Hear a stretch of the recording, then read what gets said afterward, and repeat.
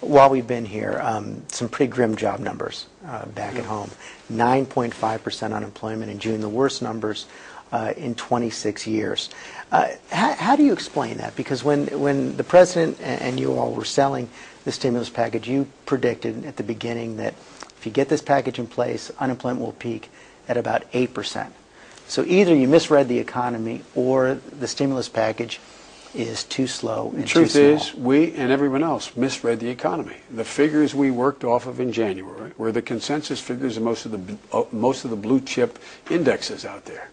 Everyone thought at that stage, the bulk of CBO was a little bit higher. I thought it would be a little bit higher. But they're all in the same range. No one was talking about that we would be moving toward, we're worried about 10.5% or be 9.5% at this point. But we're looking at 10 now, aren't we? Well, look, we're much too high. We're at 9.5 right now.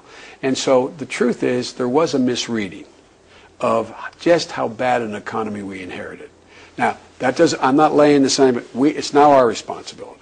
So the second question becomes, did the economic package we put in place, including the Recovery Act, is it the right package given the circumstances we're in? And we believe it is the right package given the circumstances we're in. We misread how bad the economy was, but we are now only about 120 days into the recovery package. The truth of the matter was no one anticipated, no one expected that recovery package would in fact be in a position at this point of having distributed the bulk of money. No, but a lot of people were saying that you needed to do something bigger and bolder than, including the economist Paul Krugman. And he's saying right now, he's saying the same thing again. Don't wait.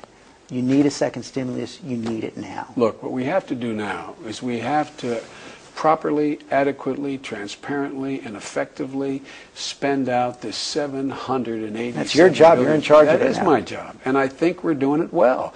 If you notice, George, I mean, there were other predictions. This was going to be wasteful, and all these terrible projects were going to be out there, and we wasting money.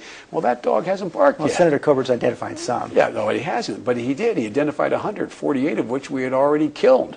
And the rest I dispute. So the bottom line, though, is I think anybody would say this has been pretty well managed so far. The question is, how do you now, what we have to do, George, is we have to, as this rolls out, put more pace on the ball. The second 100 days, you're going to see a lot more jobs created, and the reason you are is now all these contracts for the over several thousand highway projects that have been approved. But you're also seeing states across the country cutting back on their programs. Many of the people on unemployment today are going to run out of unemployment in September. That means for a lot of those people, if there's not a second stimulus, they're going to be out in the cold.